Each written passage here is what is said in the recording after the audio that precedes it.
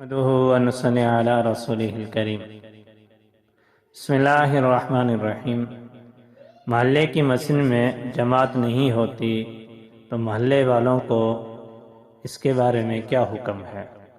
اگر محلے کی مسجد میں جماعت کا انتظام نہیں ہے تو اپنے محلے کی مسجد کو چھوڑ کر دوسری مسجد میں نہ جایا جائے، بلکہ اگر تنہا بھی نماز پڑھنی پڑے اور وہیں اذان دے کر نماز پڑھے، کیونکہ اپنے محلے کی مسجد کا حق زیادہ ہے اور اس کو آباد کرنا ضروری ہے۔ محلے کی مسجد میں نماز پڑھنا اور اس مسجد میں نماز پڑھنے سے افضل ہے جس میں لوگ زیادہ جمع ہوتے ہیں، کیونکہ محلے کی مسجد کا وہاں کے رہنے والوں پر حق ہوتا ہے، لہذا محلے والوں کو چاہیے کہ محلے کی مسجد کا حق ادا کریں اور اس میں نماز پڑھ کر اس کو آباد کریں، اور آبادی کے جتنے بھی اسباب ہیں ان کو اختیار کریں تاکہ محلے کی مسجد آباد ہو جائے۔